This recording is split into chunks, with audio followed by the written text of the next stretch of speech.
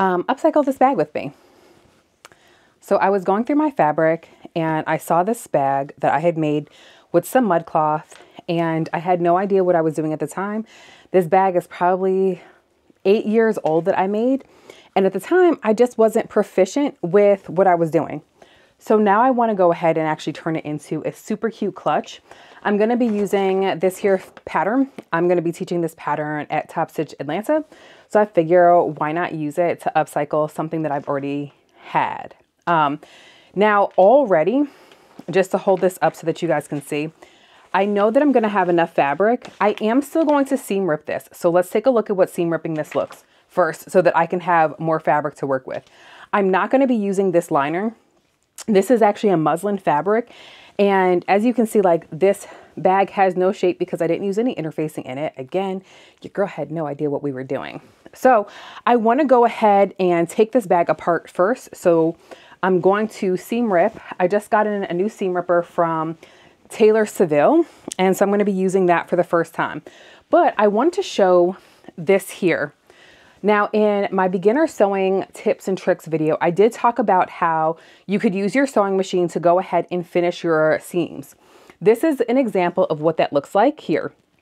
And so you can see here, I only use a sewing machine, and I did just go ahead, you can probably see it better on this side, and just do a zigzag stitch as a means to finish those, as a way to finish those seams. That is something I did right. Shout out to me for that. But let's go ahead and take this apart and then go ahead and use that fabric so we can start anew. Okay, so again, I'm going to be using this new seam ripper. Yeah, a fresh seam ripper will always be unmatched. And so I'm just going to go ahead and kind of see where I can open this seam up at. Just kind of getting my seam ripper in here. That's a good seam ripper. It's a good man, Savannah, but I feel like, move this because I'm like, I need to lean over here so that I can take a closer look at these seams,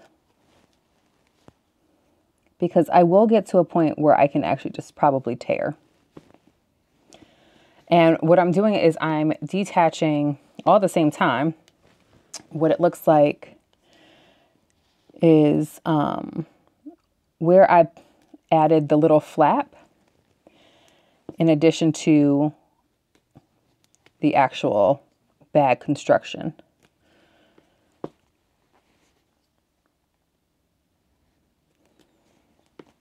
There we go. And as we can see here, we've started the unraveling process. Now, y'all don't come for me for how I use my seam ripper, okay? I hate using seam rippers, but they are such a necessary evil. And, you know, they aren't all bad. I will say that if you have a nice, high quality seam ripper, it really does make your life way easier. Now, I'm probably not going to use this, the top fabric or like the flat fabric. Again, because I don't think I'm going to need it for this pattern that I'm going to be working on.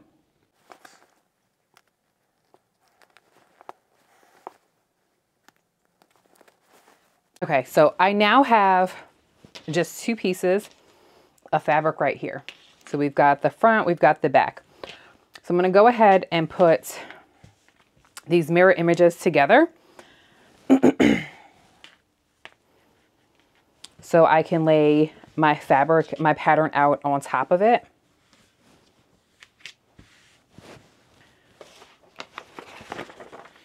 Like this.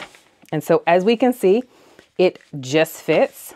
Now, if you are a pin user, definitely go ahead and use some pins. If you're a clip user, go ahead and use some clips. I'm going to grab a couple of pins to go ahead and cut this out with.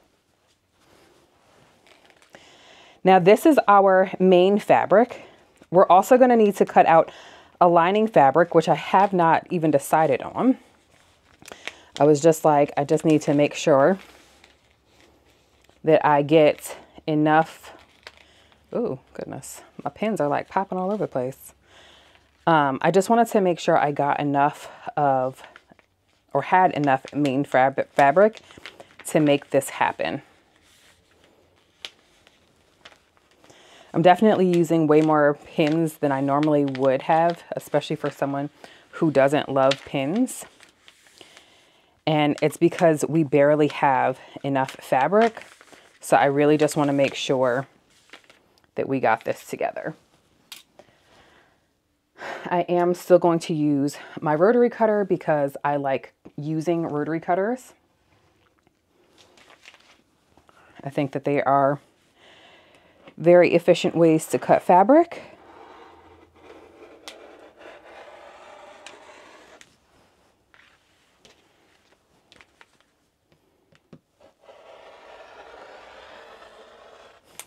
Okay.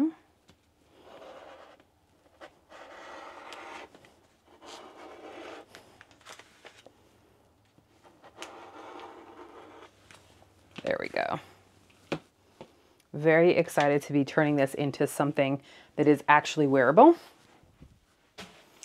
Now I am going to go ahead and add some webbing and turn this into a bag, like a purse, not just a clutch. So I'm going to go ahead and grab my webbing so that I can cut that as well. Okay, so for the lining fabric, I'm going to use a raw silk.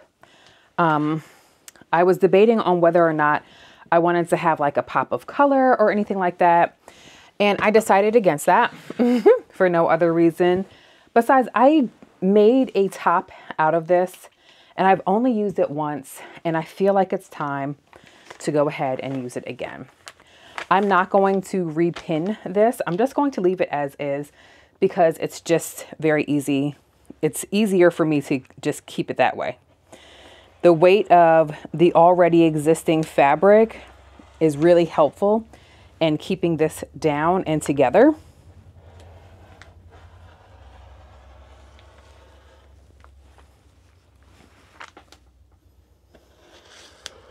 And I do need to still cut my interfacing.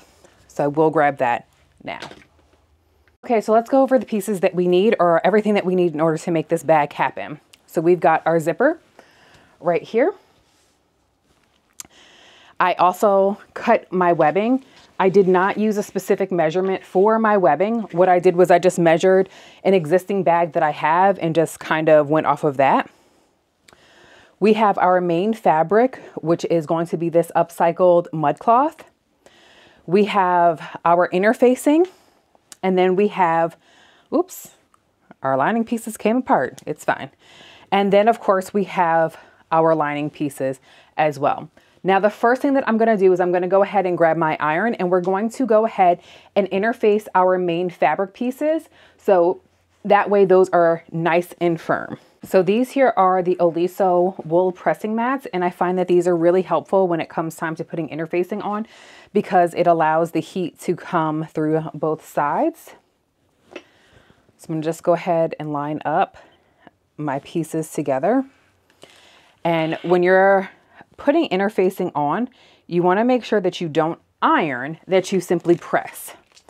There is a huge difference in that, and you'll be able to see it in the event that you make the mistake of finding out the hard way and you get some bubbling or some wrinkling because you were moving that iron around. So when you're pressing, you're literally just putting that weight in that space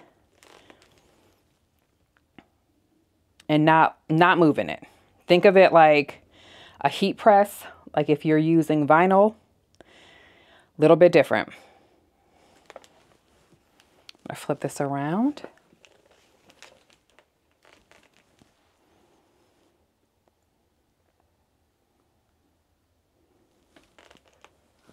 Oh, got a little hot there.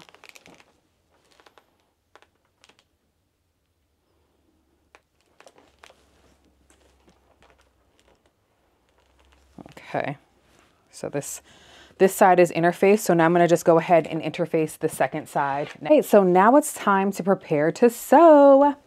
So the first thing that we're going to do is we're going to take our lining piece, because there is no true right from wrong side for our lining. I don't want to say this doesn't matter, but it doesn't matter. We're going to line this up with our zipper piece here.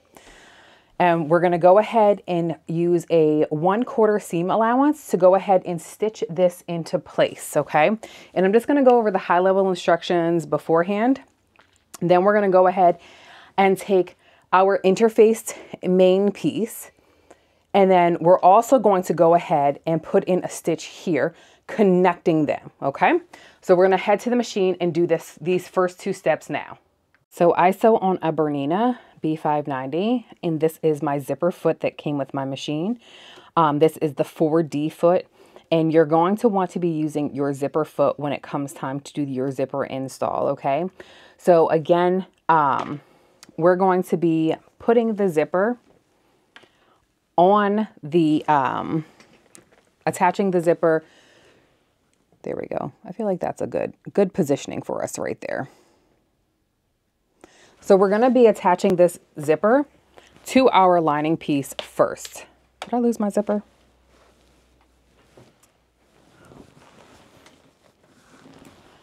And our zipper piece, our zipper is going to be face up, okay?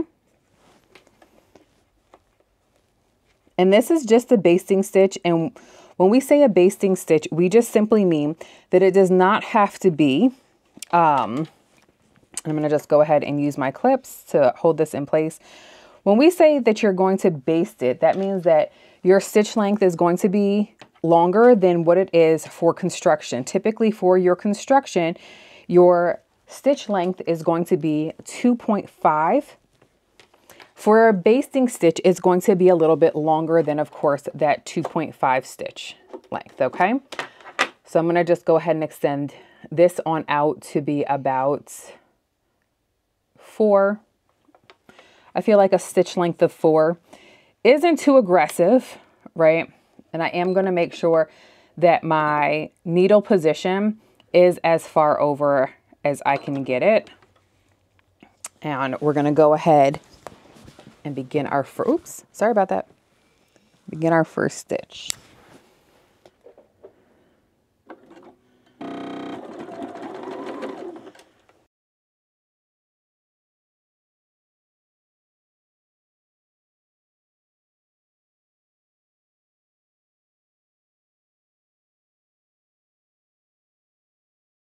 Okay. Now my machine automatically does a back stitch when we start, but if your machine does not, just go ahead and make sure that you're doing that back stitch before you go ahead and do your full zipper stitch. Now I'm going to actually flip this over so that I can put my so that I can see my stitch line.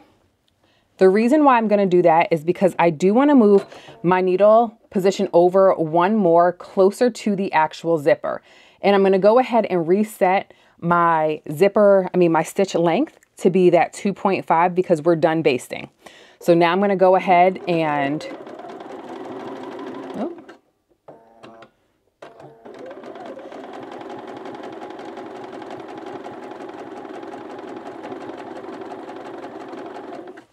okay, so now I'm going to go ahead and move my zipper up so it's past, again, where I had previously stitched.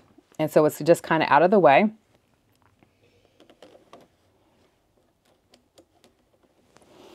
Now, if you're like, Aronica, this is hard. It can be a little tricky, but it's nothing that you can't do. Feel free to move the fabric around. Just make sure that your needle is dropped down in place, and then your project will not move, okay?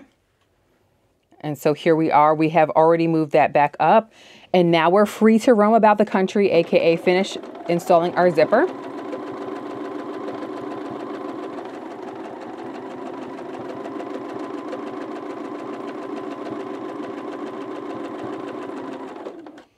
And then I'm going to go ahead and finish it off. Again, my machine makes it so it seals off its stitches by itself, but if yours does not, make sure that you do that. Now, just so that you can kind of get a glimpse of how this is going to look at that. Okay, so that's going to be that top area already.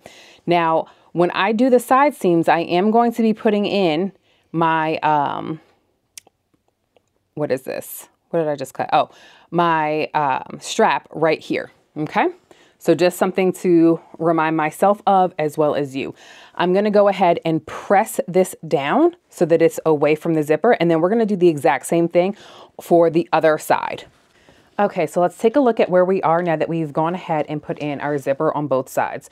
So the inside should look like this, where we've got our lining pieces here, our zipper down the middle, and then we've got our main fabric right here.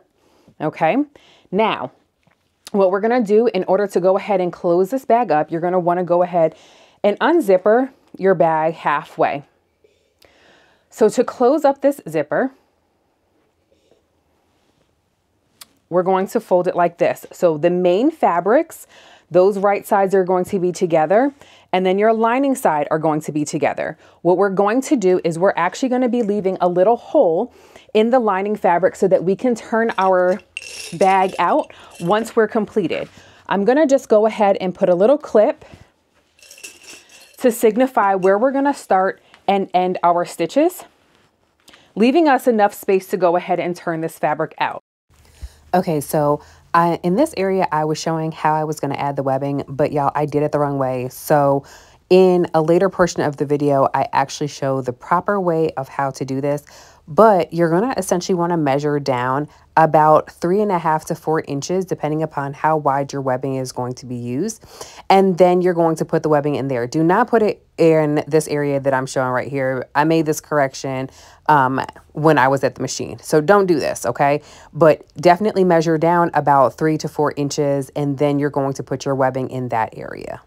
So in this step here, you're just going to be sewing around the perimeter. Make sure that you've taken off your zipper foot, and you're just going to be going around the perimeter. Here is where you can see where I made that adjustment as far as putting that webbing in the proper way, as opposed to what I said earlier. Going around, making sure that you have maintained that 1/4 inch seam allowance, okay? So make sure that you do that.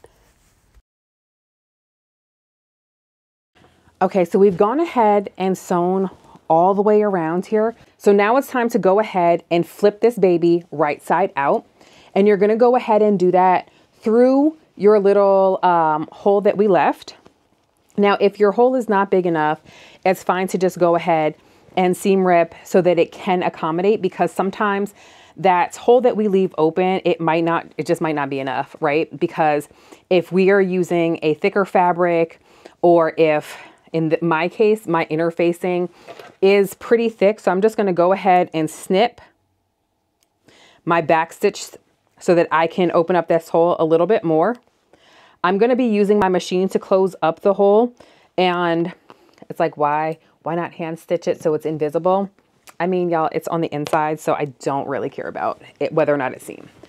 So I do think that a good practice is to make sure that the hole that you leave open is wide enough for your actual hand, your whole hand, to fit in there, okay? So this is what's considered birthing the bag. When you take the bag and you pull those right sides out. And then, of course, we did have to leave the bag open so that we would actually be able to pull it completely through and flip it right side out. So let's also go ahead and get that piece done. Actually, you know what? We're going to go ahead and close this hole up now. I'm just going to simply fold it in, fold it under, because I left kind of like that flat part open. And then I'm just going to quickly put in a stitch right here so that that is all stitched up. Okay, so now the bag is done. So we went ahead and completely flipped everything right side out. As you can see here, you can't even tell. Let's see. So this is where I did my stitch to close up the inside of the bag, the lining piece. We're going to just completely tuck that in, and we've got our zipper. So also make sure that you've gone ahead and pushed out your those seams, but look at how cute this is. And then it folds over like this. And so boom, now your bag is completed. And look at how cute this is. So it's perfect.